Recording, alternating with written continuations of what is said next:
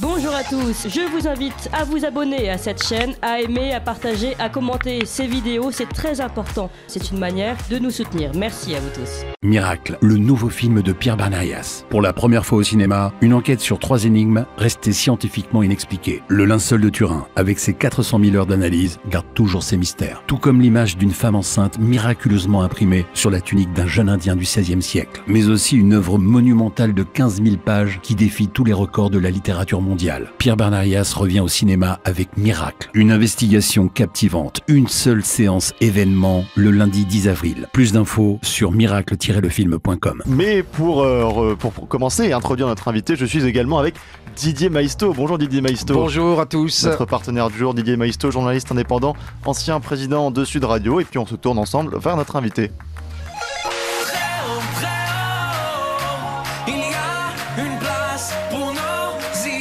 Vue de haut. Ève Wagerland va pas tarder à nous rejoindre en studio. En tout cas, nous recevons aujourd'hui donc Ève Wagerland qui a écrit son premier livre. Un prof ne devrait pas dire ça. Chose vue et tue dans l'éducation nationale. Il s'agit tout simplement d'un témoignage sans concession sur ce que Ève Wagerland a pu vivre dans l'éducation nationale.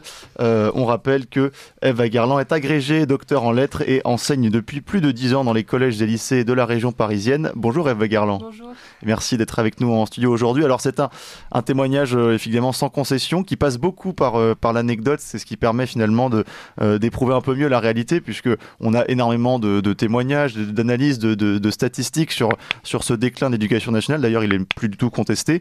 Mais vous, ce qui est très intéressant, c'est que alors déjà vous y allez vraiment pas de main morte, mais vous passez donc par l'anecdote. Et puis on insiste bien sur le fait que, contrairement à d'autres témoignages qui se concentrent plutôt sur l'école dans les zones d'éducation prioritaire, dans les quartiers populaires, vous n'avez pratiquement enseigné que dans des collèges et des lycées dits normaux. C'est ça, tout à fait. Premièrement, j'ai voulu insister effectivement sur le fait que l'analyse avait été faite depuis longtemps sur l'éducation nationale. Dès les années 80, en fait, le constat a été fait sur le pédagogisme, etc. Donc, il ne s'agissait pas de revenir vraiment en détail là-dessus, mais de montrer les résultats concrets, en fait, au quotidien. Parce que quand je parle avec les parents d'élèves ou avec des gens en général, je me rends compte qu'ils n'ont pas conscience concrètement des implications, en fait, de tout ce qu'il y a derrière le discours sur la baisse du niveau, sur l'absence d'autorité, etc. Mais ça reste très vague, en fait, dans l'esprit des gens. Donc, d'où l'intérêt, je pense, de passer par l'anecdote, effectivement.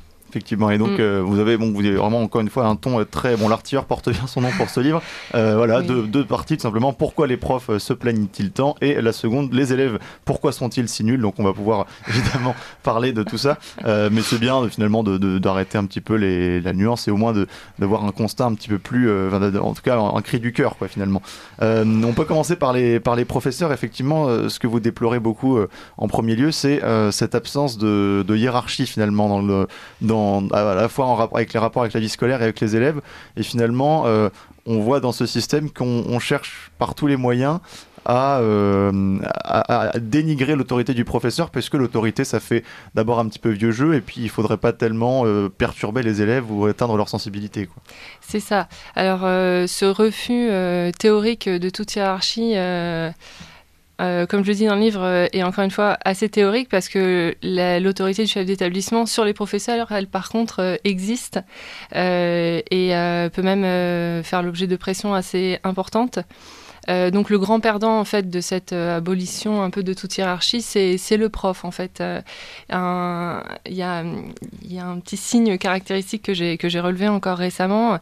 On demande aux élèves dans les établissements de se lever quand un adulte entre dans la classe. C'est évidemment à destination du CPE, du chef d'établissement. Mais comme on n'assume pas qu'il y ait des hiérarchies, on leur dit de se lever pour l'entrée de n'importe quel adulte. Donc en fait, dès qu'un surveillant rentre dans la classe, ils se lèvent tous. Sachant qu'un surveillant peut venir attendre le cours 3-4 fois dans l'heure pour venir déposer un papier. Et tout ça. Donc c'est totalement ridicule.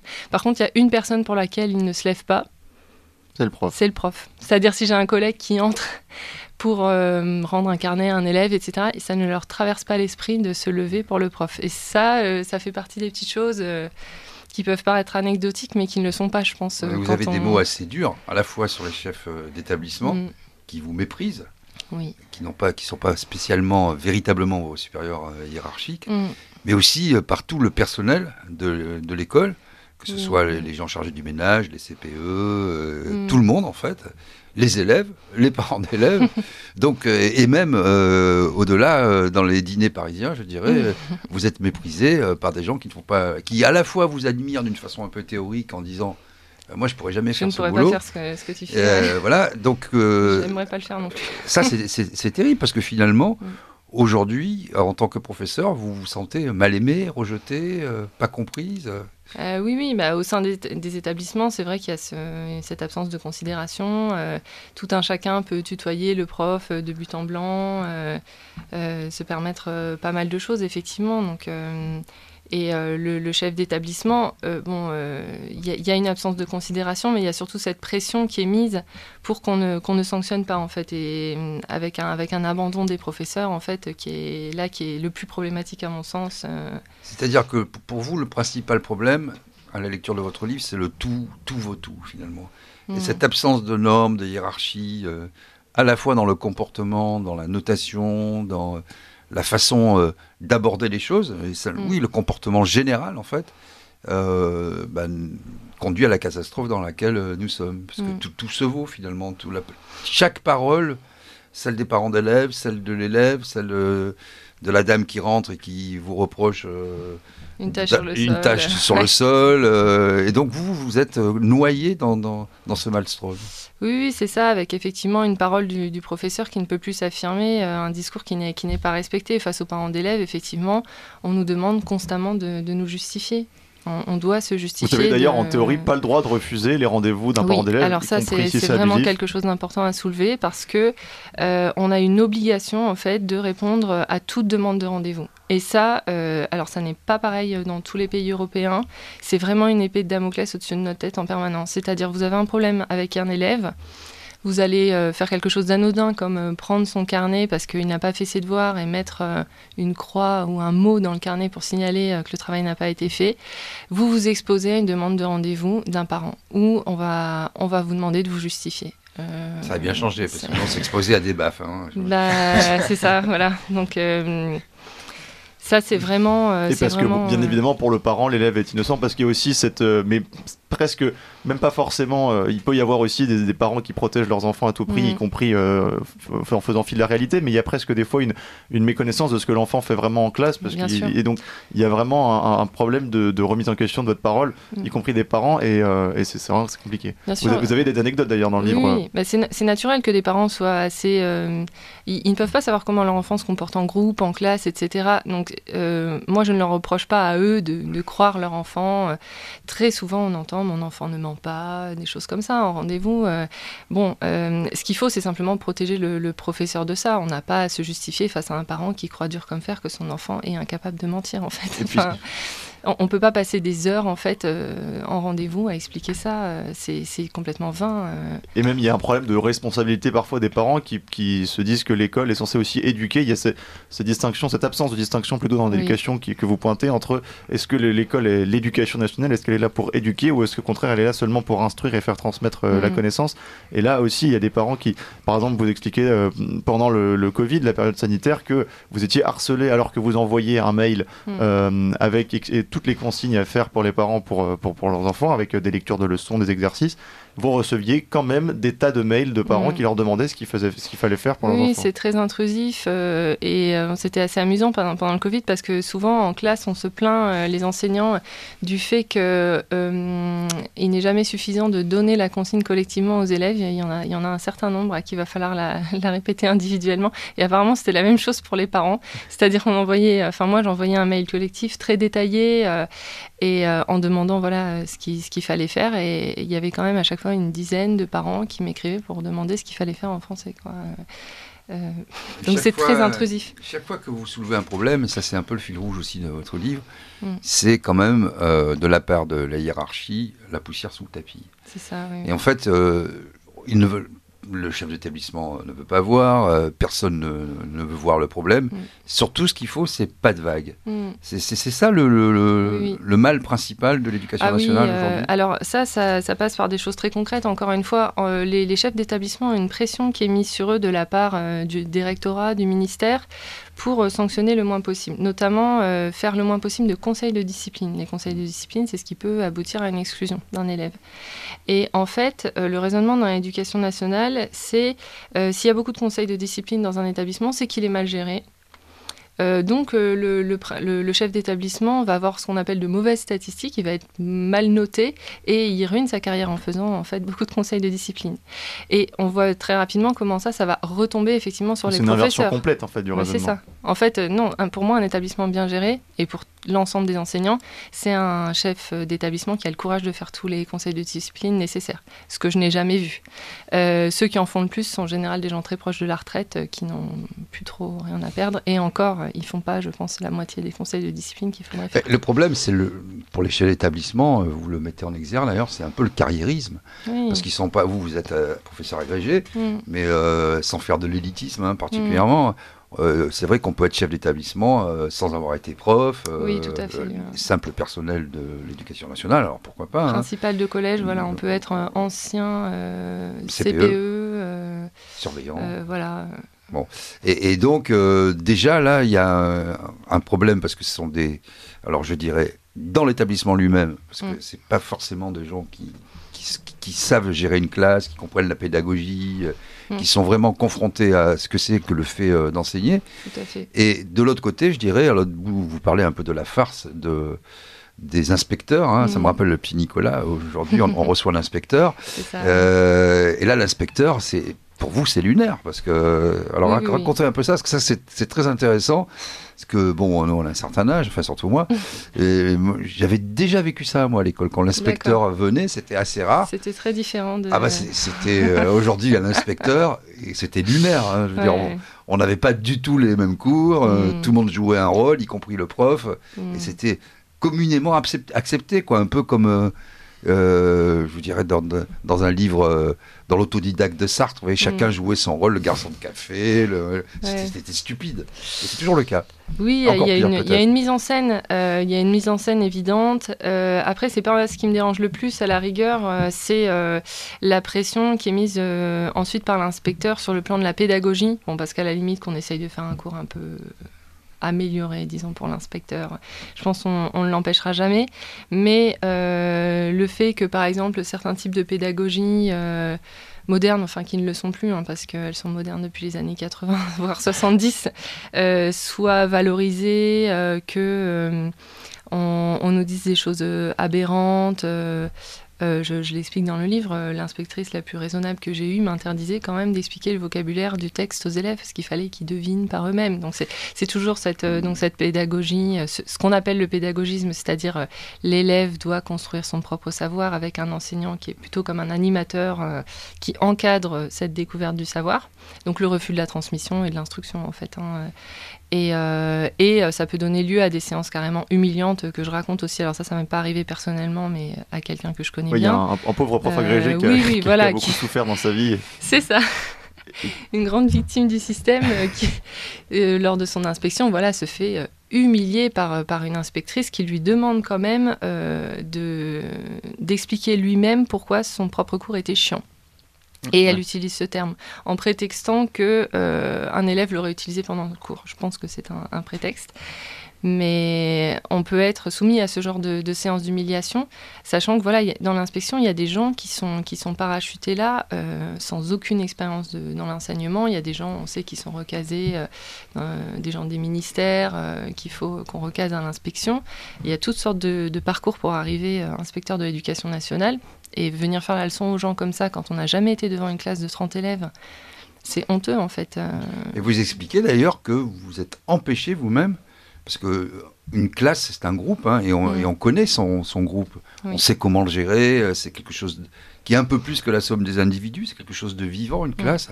Mais vous êtes empêché de le faire, c'est-à-dire à un moment, si quelqu'un arrive systématiquement en retard, vous lui dites non, vous rentrez pas, je pense que vous voyez vos élèves. Vous les voyez ou vous les tutoyez? Moi, je les vois. Bon, vous les voyez, voilà, ça ne m'étonne pas. Donc, vous sortez, donc il va chercher un mot au bureau du CPE. Ouais. Et il revient avec son mot, il vous nargue et vous dites non, parce que c'est systématique. Et là, les ennuis commencent. Ouais. Vous avez l'administration qui vient, la CPE qui vient, et à la fin, vous devez vous excuser d'avoir exclu quelqu'un qui ne veut jamais revenir en cours et qui fait que vous narguez. Et tout ça, toujours, voilà, pas de vague, tout va bien, il ne faut pas heurter. Cette question des retards, c'est vraiment quelque chose de pénible parce qu'on a des débuts d'heure en fait, qui sont complètement chaotiques, avec 10 minutes, un quart d'heure de perdu quasiment à chaque fois. Parce qu'il y a une mise au travail qui est très compliquée pour les élèves aujourd'hui. C'est-à-dire que vous les faites entrer. Déjà, c'est très compliqué. Il faut canaliser, les calmer, obtenir le silence, les faire asseoir. Ensuite, sortir ses affaires. C'est très compliqué maintenant. Il va falloir attendre 5 minutes, donc vous pouvez demander comme ça qu'ils sortent leur cahier et qu'ils ouvrent le manuel page temps. Vous le répétez une dizaine de fois, vous le notez au tableau. Alors évidemment, il y en a qui vont se mettre en place comme ça en 2 minutes, c'est terminé, etc. Mais il y en a, encore une fois, tant qu'on n'est pas venu leur demander personnellement, ils ne vont pas bouger, ils vont même pas sortir leurs affaires de leur sac en fait. Donc on rame comme ça pendant 10 minutes, etc. Et au bout de ce temps-là, la vie scolaire vous envoie des élèves qui ont 10 minutes de retard. Il faut tout recommencer avec eux en fait. Sort ton cahier, redire à quelle page on est dans le manuel, parce que même si c'est noté au tableau, et puis ils vont être vindicatifs en le demandant, ils vont pas s'excuser, hein, ils vont...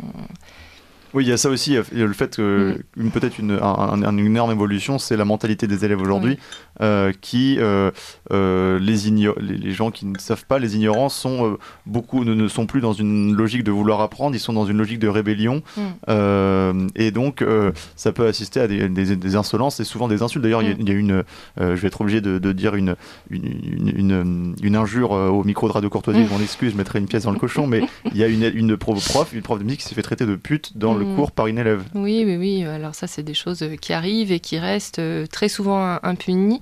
Comme je vous ai dit, avec cette pression qui est mise pour qu'il n'y ait pas de conseil de discipline, on attend le fait de violence quand même. Donc l'insulte caractérisée, y compris envers un prof, peut être très facilement mise sous le tapis.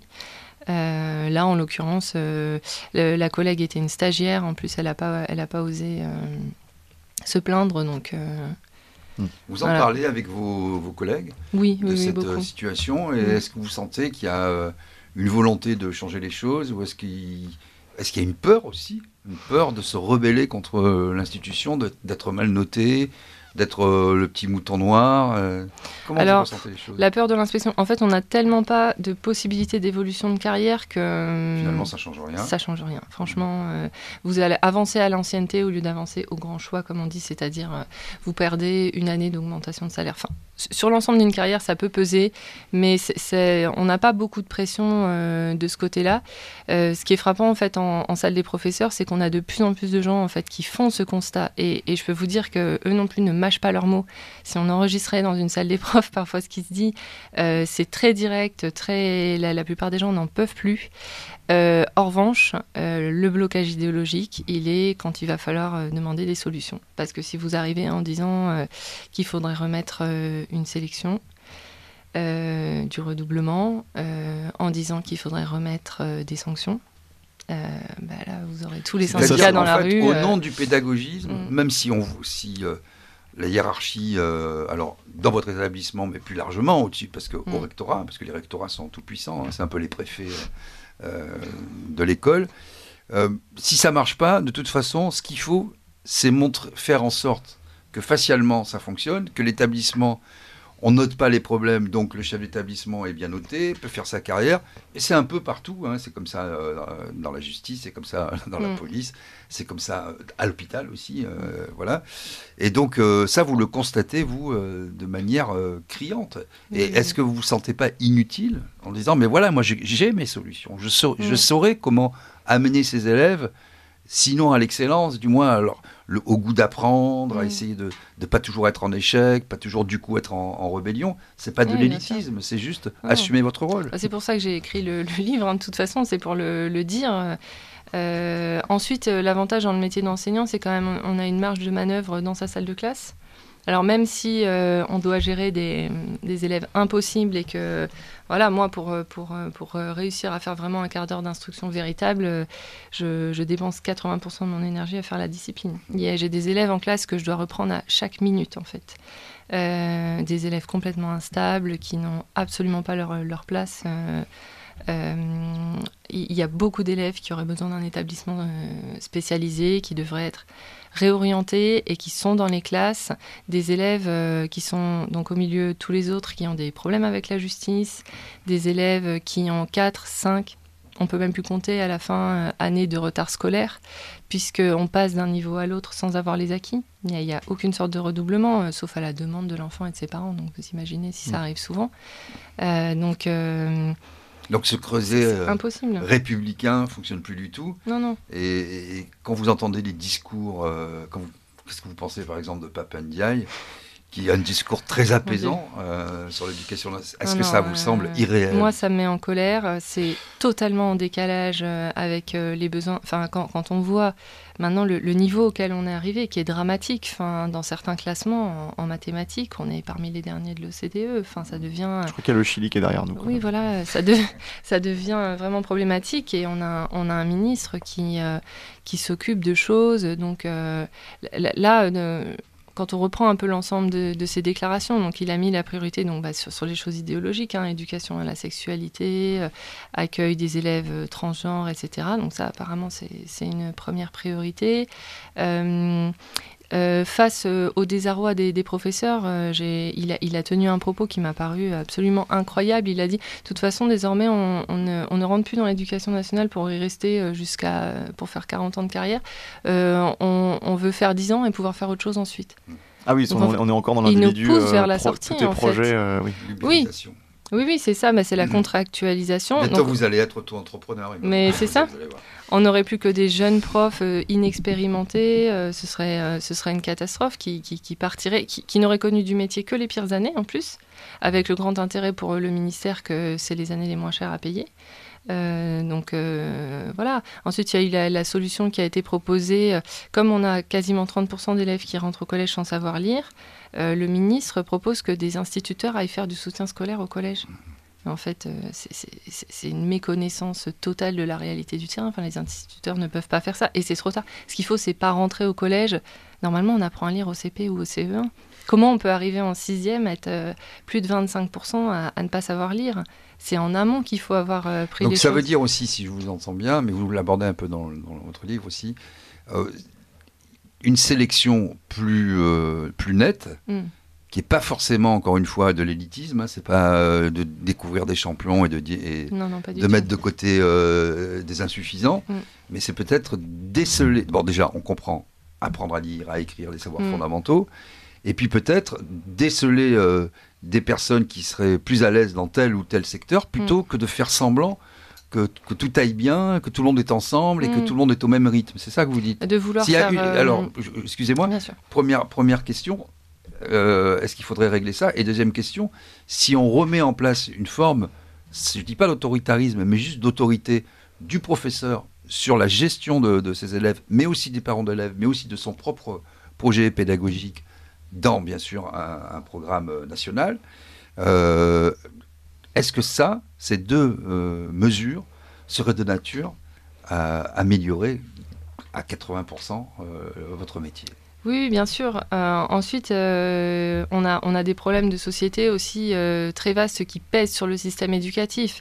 Mais il faut reprendre les choses par là. Effectivement, vouloir faire aller pratiquement tout le monde au bac, non seulement c'est absurde, ça dévalorise totalement le bac, et en plus, je pense que c'est quelque chose qu'on inflige en fait aux enfants, parce que il faut se rendre compte qu'on impose quasiment à toute une classe d'âge, jusqu'à ses pratiquement 17 ans, de chercher des métaphores dans un texte littéraire. Mais ça ne peut pas intéresser tout le monde, en fait, jusqu'à cet âge-là.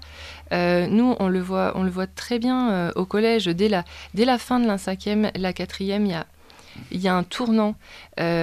Jusqu'en 1991, on pouvait s'orienter à ce moment-là vers des filières professionnelles. Et il faudrait que ça redevienne possible, en fait, de retrouver des formations professionnelles rapides, courtes, qui permettent de... Et comme ça se fait en Allemagne, où il y a un système à deux vitesses, en tout cas un système où on permet... 3 vitesses. Ouais, 3, c'est ça.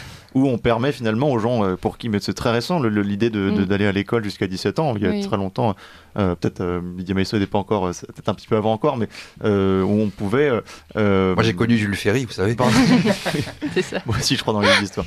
Mais non, effectivement, il y a aussi un souci de dévalorisation complète des filières professionnelles, et là encore on fait semblant de rien voir, et en plus on juge ces filières professionnelles seulement à l'aune des notes, en disant s'il n'est pas bon en général, il ira en filière professionnelle. Et les bons dossiers, parfois, même pour aller en BTS, vous avez dit qu'on a refusé des bons dossiers de BTS et on a forcé d'autres gens à aller en filière en général pour des raisons parce qu'ils n'étaient pas assez bons pour la filière professionnelle, donc on les rebascule en général. Donc alors là, c'était plutôt sur la question de la série techno. Je me suis emmêlé les deux voilà, parties, c'est ça. Les séries technologiques, pardon. Ce qui se passe, effectivement, c'est que dans les lycées généraux et technologiques, il y a les deux filières générales et technologiques. Et une des absurdités du système fait que quand il n'y a plus de place en série techno pour un élève qui devrait y être orienté, on le fait continuer en général, en fait. Donc... ça veut dire qu'il n'a pas le niveau pour la filière technologique qu'il souhaite. En tout cas, il est en dessous des autres dossiers. Et on le fait continuer dans la filière au-dessus, du coup. Donc c'est complètement absurde. Et effectivement, ce mépris de la filière professionnelle, c'est une caractéristique française qui est terrible pour notre système éducatif, parce que je suis sûre que le discours que je tiens va être facilement qualifié de méprisant, parce qu'on va dire que je veux sélectionner les élèves, etc. Mais en fait, de décider que c'est nul de faire une formation professionnelle, c'est d'un mépris absolu, en fait.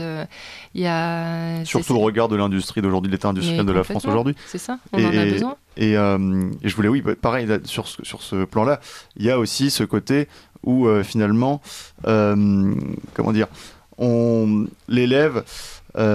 j'ai perdu le fil de mon propos, pardon, je suis désolé, mais c'est voilà, on refuse, on méprise ces filières technologiques et en même temps, voilà, je suis désolé, je suis complètement, j'ai un pardon, je suis désolé. Non, je disais, en fait, est-ce que vous aviez, aujourd'hui, est-ce que vous avez des regrets? Si c'était à refaire, est-ce que vous referiez le même parcours? Est-ce que vous entreriez dans l'éducation nationale ou vous feriez complètement autre chose? C'est compliqué de revenir en arrière. Moi, j'ai eu très tôt une passion pour les études de lettres, donc je me suis orientée naturellement vers la littérature. Le parcours naturel ensuite pour poursuivre des études à l'université, faire une thèse, c'était de passer l'agrégation. Donc je l'ai passée. C'est sûr que là, je me dis, si j'ai encore, je ne sais pas, 30 ans, je ne sais pas combien ça va faire à faire comme ça, il y aurait peut-être eu de meilleurs calculs à faire. Et d'ailleurs, vous en parlez dans votre livre, l'agrégation, c'est aussi un peu mal vu. Parce que vous êtes déjà, vous travaillez moins que les profs certifiés, il y a 2 heures en moins, je crois. Donc, bon, voilà, elle a déjà l'agrégation, donc elle travaille moins, donc en gros, elle nous ennuie, quoi. Hein. Ça ressort à ce mépris aussi, pour quelqu'un qui est allé loin, qui a voulu approfondir sa matière. Et ça, vous en souffrez. Et au nom de ce privilège, on vous explique qu'il faut aller travailler dans des classes plus bas niveau. En tout cas, on vous traite un petit peu plus durement que les autres. Alors que justement, pas plus durement, mais comme les autres en tout cas. Et alors que justement, l'intérêt de la grecque, c'est d'enseigner à des classes de haut niveau pour les faire progresser. Ce qui est absurde, c'est que moi, ça fait 10 ans que j'enseigne et ça fait 10 ans que je fais des remplacements dans des collèges. Donc, je fais des dictées à des 6e, voilà. Alors que j'ai effectivement un doctorat et une agrégation. Donc, moi, ça ne me gêne pas personnellement, dans la mesure où j'aime bien les collégiens pour tout un tas de raisons. Mais il faut se rendre compte que c'est de l'argent public qui est complètement gaspillé de cette manière. Parce que si je suis payée un peu plus à faire un peu moins d'heures, c'est justement parce que normalement, je devrais avoir des classes de plus haut niveau, avec plus de temps de préparation, des copies beaucoup plus longues. Voilà, c'est la raison, en fait, c'est pas un privilège De la même manière, voilà, j'ai retrouvé ma question d'avant sur les classes de niveau. C'est la même manière de penser. Finalement, on se dit, plutôt que d'essayer, on a cette vision de la classe où les élèves vont essayer de s'aider si on mélange les niveaux, alors qu'au final, c'est plutôt justement les mauvais élèves qui parce qu'ils se sentent complètement abandonnés dans le cours, décrochent et perturbent. Alors que moi, j'ai connu des classes de niveau en anglais en lycée où finalement, les classes de bas niveau progressaient finalement plus, puisqu'elles avaient c'est beaucoup moins humiliant de pas comprendre à plusieurs que de pas comprendre tout seul dans la classe. Tout à fait. Quand on évoque le mot de classe de niveau, on vous répond immédiatement qu'elle tire les élèves vers le bas. C'est vraiment l'inverse de la réalité, parce qu'avec l'hétérogénéité qu'on a à l'heure actuelle, on ne peut faire cours donc, ni pour les bons, ni pour ceux qui sont en très grande difficulté. Ça n'est pas possible en fait. La réponse de l'éducation nationale à cela, c'est la pédagogie différenciée. C'est-à-dire qu'on est censé enseigner à plusieurs niveaux en même temps dans une même classe. Donc c'est impossible. Mais c'est ce qu'exigent les inspecteurs, les chefs d'établissement. D'ailleurs, moi si je devais résumer votre livre... Vous me dites ce que vous en pensez. Comme il n'y a plus vraiment de prise sur les événements, on est passé de l'égalité à l'égalitarisme. Alors, vous gardez votre réponse juste après. On continue d'en parler. Bien sûr, nous sommes avec Ève Waguerland. Un prof ne devrait pas dire ça, chose vue et tue dans l'éducation nationale aux éditions L'Artilleur. Mais on fait un point tout de suite sur les informations avec Emmanuel Noël. Ligne droite.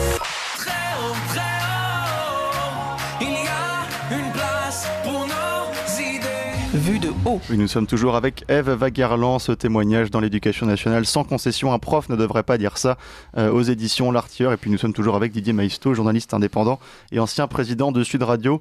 Donc Didier Maisto... Oui, je disais en fait, on vous demande d'être un peu la voiture balai de la société, l'éducation nationale, et vous, les ouvriers, qui sont les professeurs, finalement, les chevilles ouvrières de tout ça. Et comme ça ne fonctionne plus très bien et qu'il ne faut plus faire de vagues, est-ce qu'on est passé de l'égalité à l'égalitarisme, c'est-à-dire une doctrine vidée complètement de son contenu?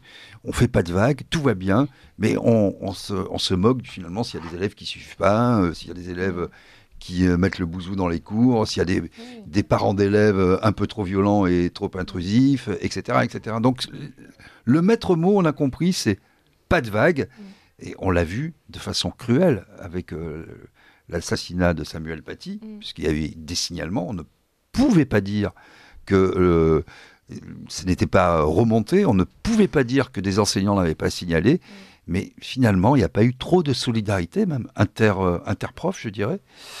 Et on a eu toute la chaîne, là, avec les parents d'élèves à l'extérieur, un chef d'établissement qui ne voulait pas voir, des signalements qui ne remontaient pas où il fallait. Est-ce que ce n'est pas ça le premier problème de l'éducation nationale en France? Oui. Alors il y a plusieurs choses. Tout d'abord, en ce qui concerne l'obsession première de l'éducation nationale à l'heure actuelle, c'est que, comme je dis dans le livre, j'utilise l'expression que tout le monde soit dans la boîte. C'est-à-dire qu'une classe d'âge entière soit à l'intérieur d'une salle de classe avec un adulte devant. Donc la garderie à visée vaguement éducative. Le fait qu'il puisse y avoir réellement une instruction là-dedans, c'est secondaire, c'est clairement secondaire. On le voit par exemple à l'heure actuelle, il y a cette question du remplacement des professeurs pour les absences. Ça aussi c'est quelque chose que le ministre veut prendre en charge en demandant aux collègues de l'établissement de remplacer au pied levé. Ça dénote une méconnaissance totale de la réalité, parce que vous n'aurez jamais un prof qui sera libre sur toutes les heures avec une classe d'un autre enseignant, pour des questions d'emploi du temps. Mais on voit que de toute façon, c'est pas grave, on fera faire 1 heure par-ci, 1 heure par-là, par l'un ou l'autre, qui ne connaît pas la classe, qui ne sait pas où elle en est, mais c'est pas grave, il y a un adulte devant les élèves. Et les vies scolaires, les chefs d'établissement s'occupent principalement de ça, de faire en sorte que, selon une expression consacrée, ils soient là et pas dans la rue à dealer.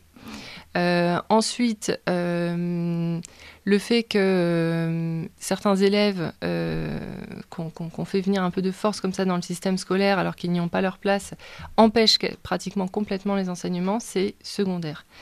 Et sur le pas de vague, ensuite sur l'affaire Samuel Paty, effectivement, alors ce que j'évoque dans le livre, c'est pour moi le scandale des des formations à la laïcité, parce qu'on a une manière d'envisager ça dans l'éducation nationale qui est dramatique et qui est honteuse en fait. On a un collègue qui a été massacré dans des conditions d'une horreur absolue, et la réponse du ministère à l'époque de Monsieur Blanquer, ça a été une nouvelle formation. C'est toujours ce dogme aussi selon lequel quand quelque chose se passe mal dans l'éducation nationale, c'est que les profs ne sont pas assez formés. En fait, on ne sait pas y faire. Donc, on fait une formation, on invente une nouvelle contrainte, parce que c'était des heures qui s'ajoutaient, totalement inutiles, puisqu'on n'a jamais, dans ces formations, abordé le problème frontalement, en fait. Oui, et puis ce que vous avez dit sur Papa Ndiaye, est-ce que vous pensez qu'après ce long et ce lent délitement, cette érosion de l'éducation nationale, des savoirs, de l'instruction, du comportement, tout ce que vous venez d'évoquer, est-ce qu'aujourd'hui, avec Macron, finalement, ça n'a pas été pris pour argent comptant, c'est juste un constat, et puis comme le dit Papa Ndiaye, c'est pas grave. De toute façon, comme on ne rentre pas dans une entreprise pour y faire toute sa carrière, on ne rentre pas dans l'éducation nationale pour y faire toute sa carrière. C'est ce que c'est. Mais le problème, vous faites de la élèves. garderie, et puis dans 10 ans, vous verrez bien, vous serez peut-être chauffeur de taxi chez Uber, puisque c'est l'ami de M. Macron. et puis, soyez inventifs. Réinventez-vous, enfin. Mais de quoi vous plaignez-vous? Mais c'est cette logique en fait d'enterrement du service public. C'est comme l'hôpital, en fait, c'est incompréhensible qu'avec ce qui s'est passé pendant le Covid, on n'ait pas mis tous les moyens pour sauver notre hôpital. C'est donc qu'on ne veut pas le sauver. Et l'éducation nationale non plus. Je pense qu'on assistera de plus en plus à une fuite vers le privé, avec 2 écoles à 2 niveaux totalement différents. D'autant que Papa Ndiaye et ses enfants, l'école alsacienne, ils sont bien à l'abri. Disons-le quand même. Oui, voilà, ça aussi, je ne l'ai pas mentionné tout à l'heure dans les griefs principaux. Non, voilà, c'est ça qui est terrible, c'est que qu'on mette ces enfants dans le privé parce qu'on constate qu'il y a un problème dans le public, c'est plus que compréhensible. Mais de faire la leçon à tout le monde sur la mixité sociale, là, il y a un niveau d'hypocrisie qui est insupportable maintenant. On ne peut pas demander aux gens, les mettre de force dans des établissements où ils n'ont pas envie de laisser leur enfant, où leur enfant ne pourra partager aucun de ses centres d'intérêt avec ses camarades, où il pourra être éventuellement agressé, et puis dans tous les cas où il n'apprendra pas la moitié de ce qu'il pourrait apprendre. On ne peut pas demander aux gens de faire ça à leur enfant, en fait.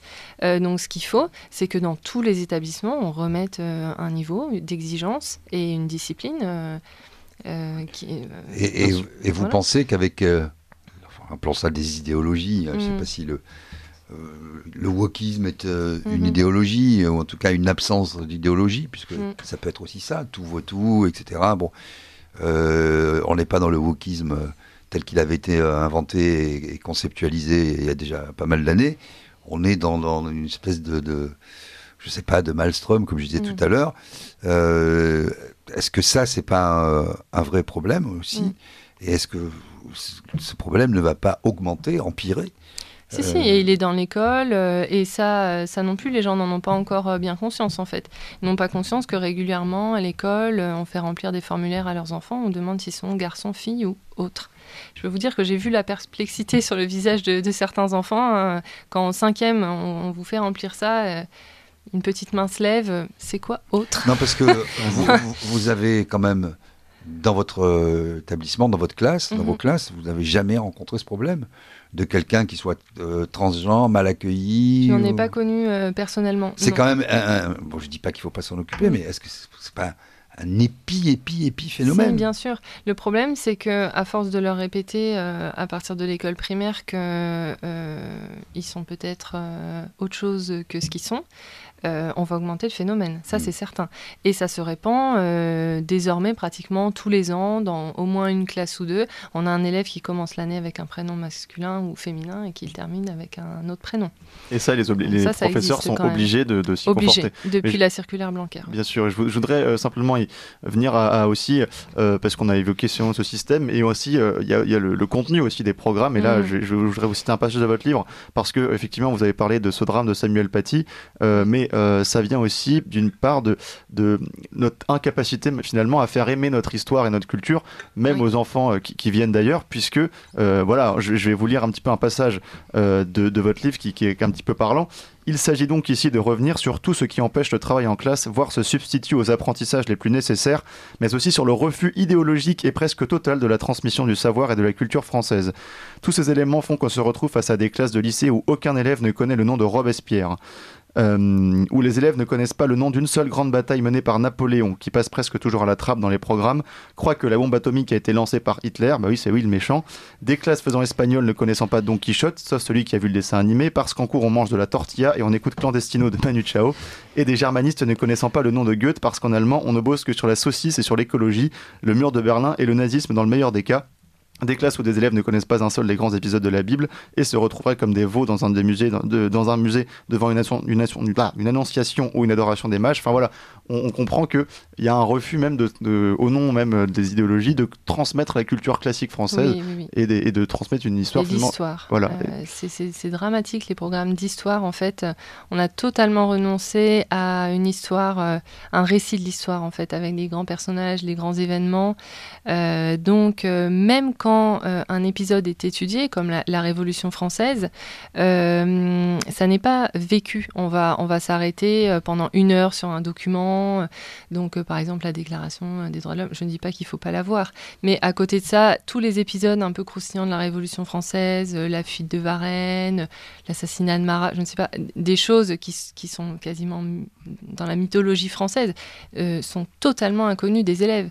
Récemment, je me disais, ils ont peut-être plus de chance avec l'idéologie dominante actuelle de connaître Olympe de Gouges que Robespierre ou Danton, parce qu'ils vont passer 2 heures sur la Déclaration des droits de la femme et de la citoyenne, et à côté de ça, ils vont avoir un tout petit point sur la prise de la Bastille, et basta. Et en plus, on a une vision de l'histoire, je crois que, enfin moi en tout cas de ce que j'avais, de ce que je me souviens de mes rares années de collège, il y avait un enseignement thématique de l'histoire, c'est-à-dire qu'il n'y a même plus de chronologie, et on déstructure tout et on fait des thèmes. Alors on enseigne d'abord la Mésopotamie, ensuite on va parler de l'histoire de la Seconde Guerre mondiale, ensuite on va revenir sur la Révolution française, donc même pour la structure de la pensée de l'enfant, c'est catastrophique. Il n'y a pas de chronologie.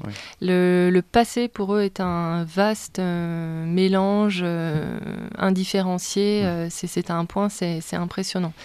Parce que effectivement, non seulement c'est une histoire sociétale, sans chronologie, par grands thèmes. La Renaissance, ça va être l'humanisme, voilà.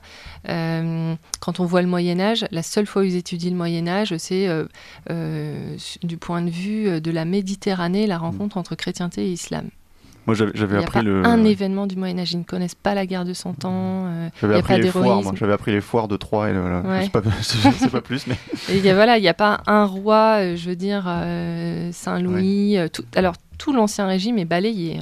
François Ier, Henri IV, ils n'en entendront jamais parler. Est-ce que vous pensez que les médias mainstream ont une responsabilité ? On le voit aujourd'hui, je prends un exemple, il y a eu beaucoup d'agitation sociale dans le pays, alors que il y a quelques années, en 1989, on a fêté en grande pompe le bicentenaire de la Révolution, salué par toute la classe politique. La Révolution d'antan, Robespierre, c'est génial. Il y a eu un défilé énorme sur les Champs-Élysées, orchestré à l'époque par Jean-Paul Goude, avec beaucoup de nations qui venaient. Bon voilà, on était fiers de ça. Aujourd'hui, c'est la famille des vitrines qui est en deuil. On entend des propos hallucinants qui deviennent le récit national. Regardez, l'ultra-gauche s'en prend aux vitrines, etc. On ne veut pas voir le fait générateur, la souffrance sans doute du peuple français. Et je ne veux pas être politique en faisant ça. 95% des actifs qui sont contre, plus de 75% des Français qui sont contre cette réforme, un pouvoir sourd qui se claque-mure dans les palais de la République, et on a un récit qui est « regardez les vitrines ».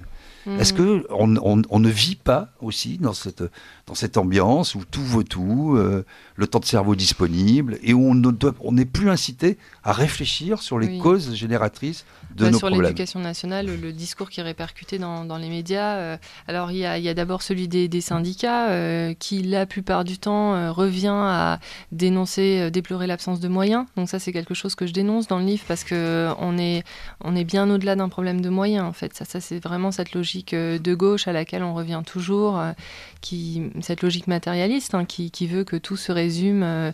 Là, dans l'éducation nationale, on a un problème culturel, un problème idéologique, un problème de choix pédagogique, pas un problème de moyens. La scolarité d'un élève actuellement coûte, je crois, 10 000 € par an. C'est au-dessus de la moyenne des pays de l'OCDE. Voilà, les profs sont sous-payés, par contre, ça c'est vrai. Mais le budget de l'éducation nationale est énorme, il est simplement mal utilisé. Donc on a ce discours des médias qui est répercuté. Et sinon, l'éternel discours que j'évoquais tout à l'heure sur le fait que on est certainement mal formés, les profs. On ne sait pas y faire, il y aurait besoin d'une meilleure formation des profs. Ça veut dire plus de temps passé dans les INSPE, ex-SP, ex-IUFM, qui sont des boîtes à endoctrinement pédagogiste. Donc non, surtout pas. Enfin, surtout pas plus de formation comme ça. De la formation sur le terrain, oui, mais c'est à l'expérience qu'on apprend. On n'apprendra jamais dans une... C'est-à-dire ces boîtes à pédagogisme, oui.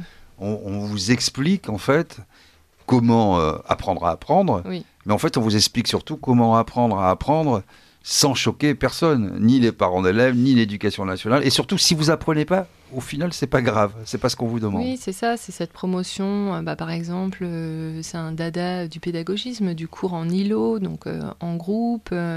Toujours, tout le cours se fait, les élèves étant mis en groupe, avec le professeur qui s'efface, qui est simplement un animateur.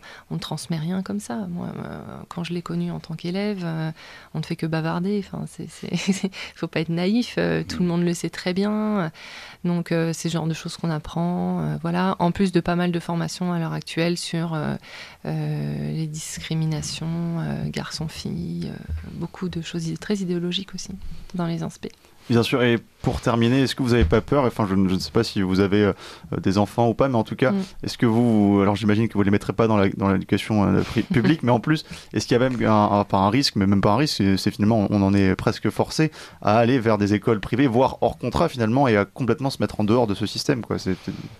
Si, je pense que comme tout parent, je suis particulièrement inquiète de l'endroit où je vais scolariser ma fille. C'est incroyable actuellement à quel point ça peut être l'obsession de tout Français, de faire des stratégies de cartes scolaires, etc. Ça montre qu'il y a vraiment une angoisse vis-à-vis de ça qui n'est pas normale. On n'a pas confiance. Alors qu'on nous avait dit que la carte scolaire n'existait plus. Oui, voilà. Il y a déjà pas mal d'années, alors qu'elle existe vraiment. Sûr. On n'a pas confiance dans le système éducatif et... Oui, bien sûr. Alors, ça, c'est un des points très importants aussi dans le livre, c'est le fait que il y a des îlots encore où on peut mettre des îlots très sécurisants dans lesquels on peut recevoir une vraie instruction, etc. Mais ça va se réduire de plus en plus. Et les gens qui se rassurent actuellement en disant « je pourrais toujours mettre mon enfant à l'abri dans tel établissement », et ils ne se rendent pas compte à quel point c'est déjà un petit peu partout. Vraiment, maintenant, il faut être, je pense, dans des établissements très privilégiés, très élitistes pour éviter complètement tous les travers que je dénonce dans le livre. En tout cas, un témoignage sans concession, voilà, et il y a énormément de sujets qu'on n'a pas encore abordés dans ce livre que je vous invite vraiment à vous procurer. Il y a évidemment l'accueil des élèves handicapés, des fois même le jeu des parents pour les faire passer pour avoir des troubles, pour éviter qu'ils soient sanctionnés. Donc vraiment un témoignage sans concession.